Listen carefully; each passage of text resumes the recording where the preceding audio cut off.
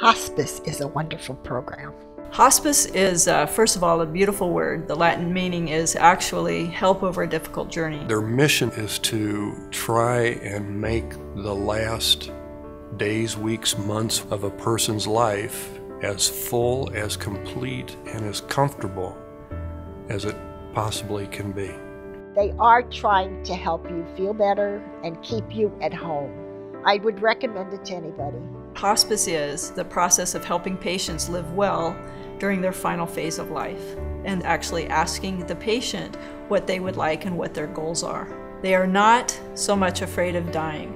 They're afraid of suffering and they want to make sure there's a plan of care. What we have found both clinically and statistically is our patients with end-stage medical problems do better when they're on the hospice path.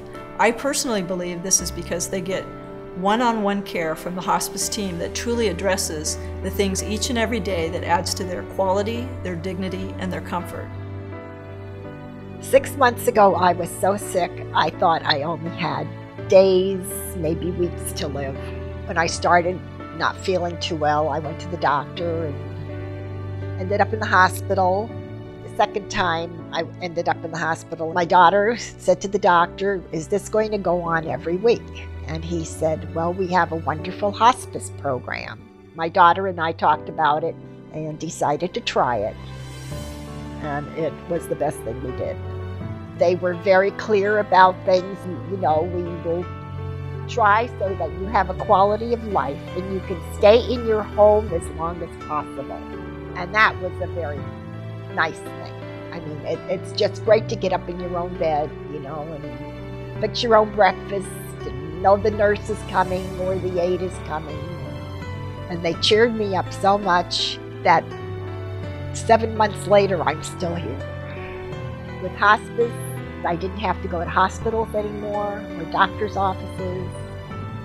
Just everyone came to me and was so loving and caring. That was just great. I could do what I want, when I want. I'm home. And that's the big thing, home. I never thought I would get such a special friend from the hospice program. And she is such a good fit for me. We just giggle all the time. Emotionally, I feel happy. The happiest I've been in a long time. My dad wasn't around as I was growing up. I used to see him twice a year, once for my birthday and once for Christmas. And then after my 9th birthday, I think it was, I never saw him again. He just wasn't a part of our life. And I got this phone call one day, and it was this lady that introduced herself as Mary. She was from hospice. And she said, "Fred, your dad is dying. He's under hospice care.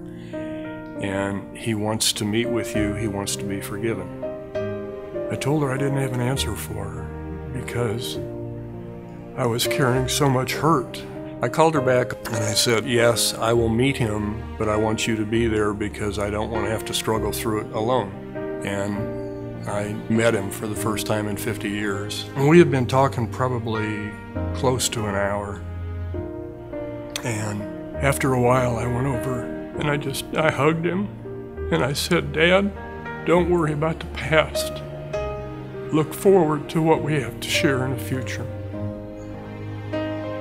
And it was like the weight of the world was just off our shoulders. Hospice Mary reminded me that my father's birthday was coming up in March. And so I talked to my sister and I said, "Let's throw a surprise birthday party for Dad." And so he came around the corner and there are 32 relatives sitting in the restaurant yelling happy birthday Ed. We were getting to know the father that neither one of us had known for our entire life and just having a very good time, but a very thankful time as well. Hospice Mary had been talking to Dad about his World War II experiences, and they started digging into it, and they discovered that there were medals that he should have been awarded, but never was. On a Saturday, we made arrangements to have a medal award ceremony for Dad, and it was the following Monday that Dad basically said, "I guess the medal ceremony happened at the right time. I'm ready." It was probably the best 5 months that I'd ever had because I truly got to know my father. The most important thing that we as physicians can help patients' families with at the end is truly understand how they should be celebrating life. It's so very important that as a patient is dying, they stand back and look at the things that are important. Those things are typically the things like the I love yous, the thank yous, the mending of fences. All of those things are done in the last weeks or months of life, and they are essential to that quality that we're trying to achieve. Truly, as a physician, for me, this is an empowering process. Hospice lets me be empowered. It's a wonderful program. Everyone comes in with a positive attitude, and no one leaves without a nice big hug.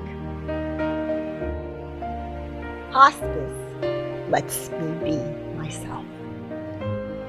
None of this experience, the new relationship with my father, none of it would have happened if it hadn't been for hospice. Dad lived as long as he did because of all the love and support he got from hospice and from all the people in hospice. I'm just very, very thankful that hospice got me back involved in my father's life. Hospice truly did allow me to be a son again.